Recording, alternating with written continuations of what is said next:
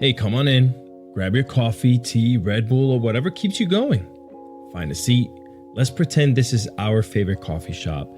And you're just meeting up with a friend to talk about, well, the stuff that gets under your skin.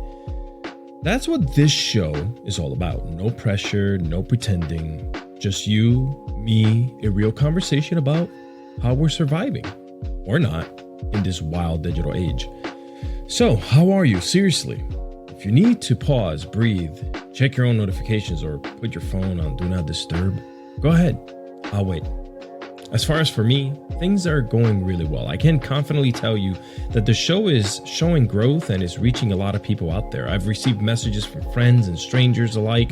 For some, this is therapeutic. For others, it's a way to see if everyone else out there is feeling the same or has the same feelings. The one thing I really wanted to bring out of the show is connectivity.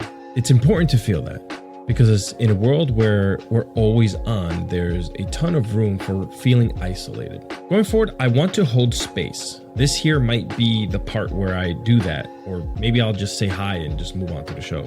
But I feel like I want to connect further with you guys out there. The last thing I want to leave you with before we jump on to today's topic is that I wanted to create something unique here, worth your time, and I'm happy to have found that. I work with a lot of great people, celebrities, friends. Heck, those very same people have become family. So it's surreal that not only do I get to work with people I never thought I would be able to even speak to or hang out with, but those very same people have uplifted me and supported this very journey right here. So let's get to it, friends, and let's talk about the soundtrack to anxiety. Let's be real, the sound of a notification can set off a whole mood. Remember when we actually liked getting texts? Now it's like, who the hell is bothering me? Or maybe not.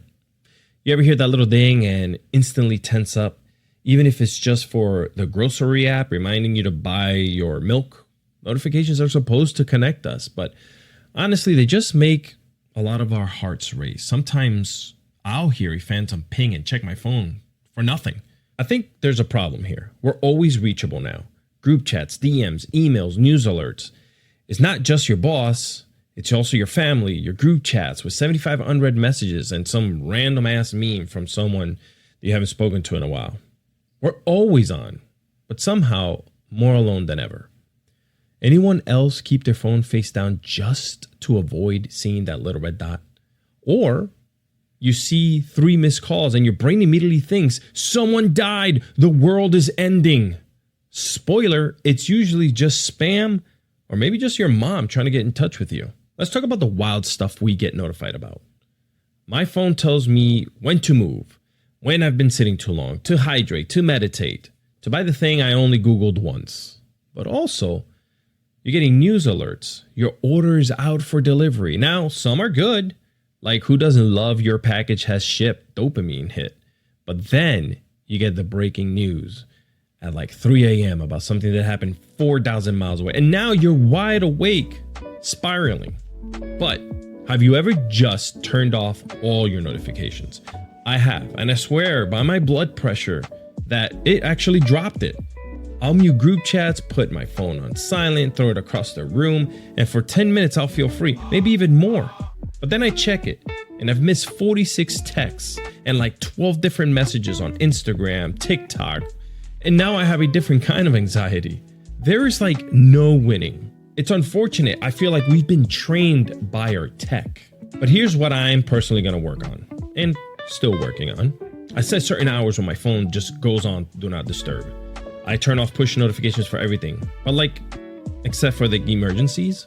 I use that focus mode on my phone, even if I have to keep reminding myself to turn it on. Because it's not about being antisocial, it's about reclaiming your brain space. My new motto as of late, if it's really important, they'll call twice. And if they're already part of your favorites, you're going to see it come through anyway. But I want to get nostalgic for a second here. Do you guys remember the first time you got a cell phone? Back in the day, if someone wanted you, they had to call the house phone and risk talking to your parents. Or maybe you had a pager. Now it's all group notifications, infinite scrolling, and feeling guilty if you don't reply within like 2 minutes. But honestly, even back in the 90s, we felt that pressure. It was just in a slower analog way. waiting by the phone for that call, checking your aim away message, or feeling left out if you missed an invite. The tech has changed, but that fear of missing out, of letting someone down, or not responding fast enough, that's the same old millennial anxiety, just with fewer gadgets. Hey, and shout out to you if you've also been trying out that quiet mode. Maybe it's time for a millennial pause. Log off, go outside, and remember what silence actually feels like. Or at least have a coffee with a friend and ignore your phone for about an hour. All right, friends, that's enough screen time for me today. Thanks for sitting with me, coffee in hand, boom, right here if you're watching, and letting me vent about the tiny digital tyrants that rule our lives. On our next episode, we're diving even deeper into the digital chaos. The group chat is my therapist. Because if you're not sharing memes and voice notes with your people, are you even surviving in 2025? And this is fine. Goodbye.